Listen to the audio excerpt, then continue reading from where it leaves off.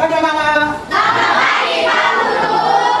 Baiklah anak-anak, pada hari ini kita akan masuk ke dalam mata pelajaran, ya.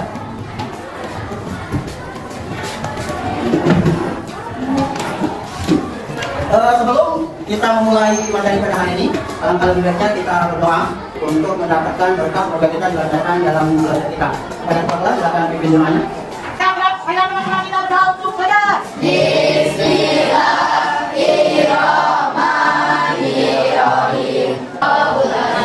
Doa selesai. Baiklah anak, pada pagi hari ini kita akan cek dulu absennya siapa yang tidak hadir. Alhamdulillah.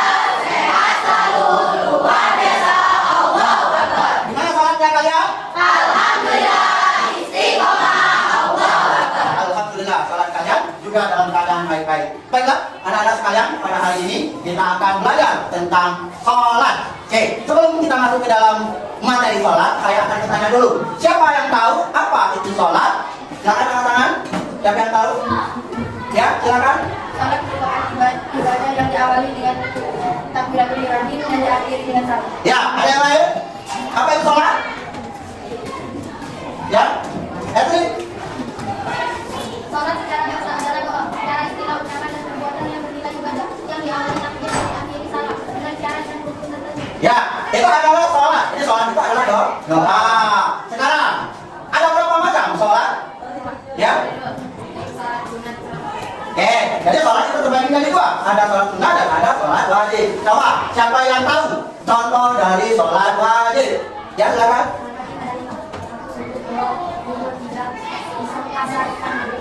Ya, mantap. Ada lagi contoh sholat sunnah. Ada yang tahu? Ya, silakan. Ya. Ya, itu contoh-contoh. Jadi sholat wajib itu ada maghrib, isya, subuh, zuhur, dan asar. Sedangkan sholat sunnah itu contohnya adalah sholat witir, sholat tahajud, sholat duha, dan lain sebagainya. Oke, itu adalah dari pengertian sholat. Nah, sekarang saya akan menjelaskan apa itu sholat.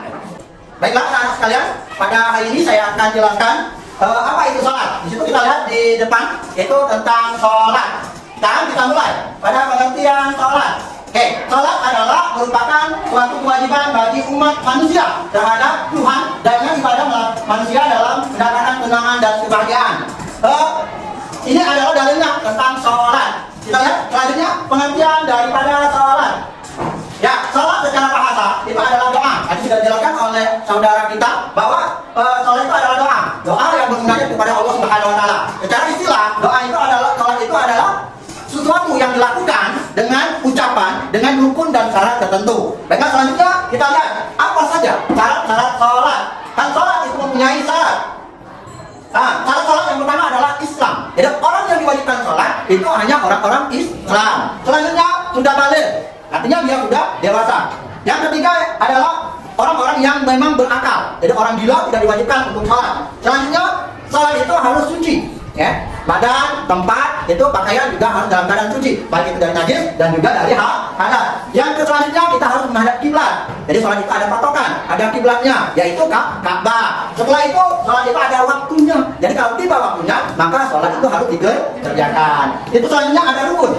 Rukun sholat itu ada 13. Yang pertama niat, yang kedua adalah takbir, yang ketiga adalah membaca doa intiqah, yang keempat adalah membaca Al-Fatihah, yang kelima adalah membaca surat atau ayat Al-Quran. Selanjutnya yang keenam adalah ruku, yang ketujuh adalah iktidal, yang kedelapan adalah sujud, yang kesembilan duduk antara dua sujud, yang kesepuluh adalah tahiyat awal atau tasawuf awal, yang ke-11 yaitu tahiyat akhir, yang ke-12 adalah salam menoleh ke kiri dan ke kanan, yang terakhir adalah tertib. Tertib itu artinya tersusun dari 1 sampai 13. Baiklah anak-anak sekalian, kita lihat video bagaimana cara sholat. Jadi ada beberapa cara di dalam sholat yang sesuai dengan syariat dan juga sesuai dengan tuntunan Rasulullah SAW.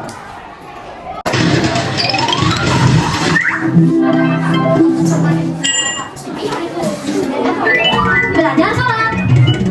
Pertama, berdiri tegak menghadap kiblat. Kedua, takbiratul ihram, yaitu dan letakkan di atas dada. Coba perhatikan posisi tangannya. Ya anak sekalian, tadi sudah dijelaskan tentang rukun sholat atau tata cara sholat. Nah sekarang kita akan masuk ke dalam tugas, yaitu kita akan membuat kelompok. Kita akan belajar dengan media. Kita belajar metode diferensiasi.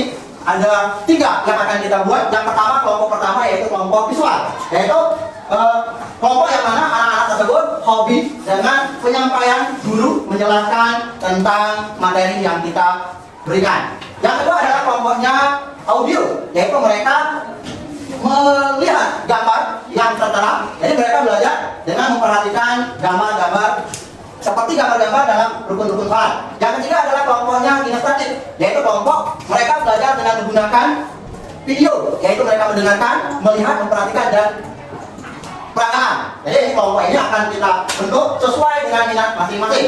Silakan kelompok 1 ada sebelah kiri, kelompok 2 ada sebelah tengah, dan kelompok 3 ada di sebelah kanan. Ya, sekarang nanti kalian buat rangkuman atau deskripsi dari apa-apa yang saya jelaskan. Kelompok kedua adalah tugasnya adalah menyusun gambar.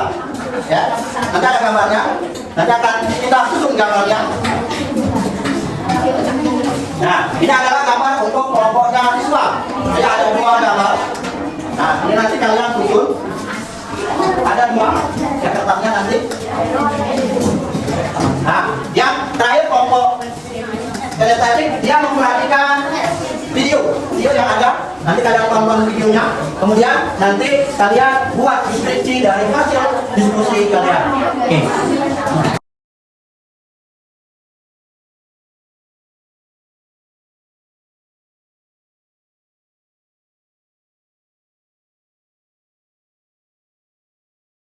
Assalamualaikum warahmatullahi wabarakatuh. Assalamualaikum warahmatullahi wabarakatuh. Assalamualaikum warahmatullahi wabarakatuh. Kami dari kelompok kinestetik akan memperagakan hasil diskusi kelompok tata cara sholat. Ke-11 tahiyat awal, ke-12 tahiyat akhir.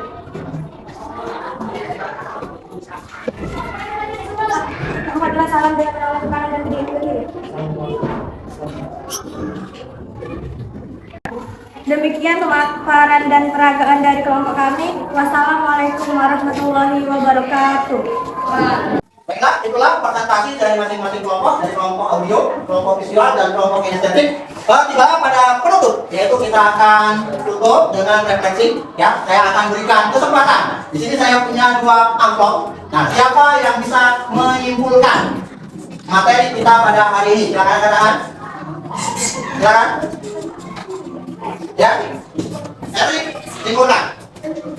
Silakan. Kesimpulannya.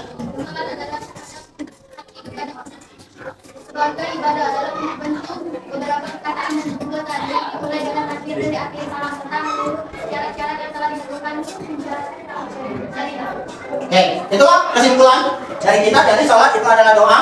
Jadi doa yang dilakukan dan diucapkan sesuai syarat dan syariat Islam. Yang kedua, berikan kesan.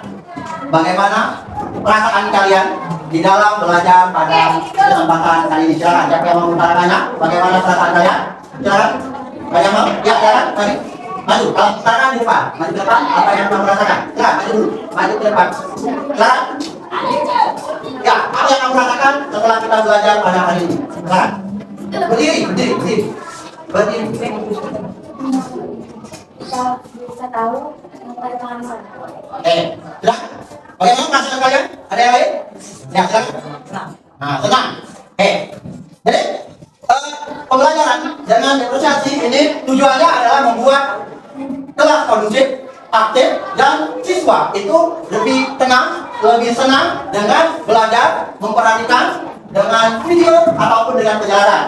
Jadi itu adalah tujuan dari pembelajaran pada hari ini. Cukup dari saya. Kami persilakan untuk yang apresiasi. Silakan maju ke depan 2 orang perwakilan. Silakan latih maju ke depan sama 5. Saya akan berikan amplop.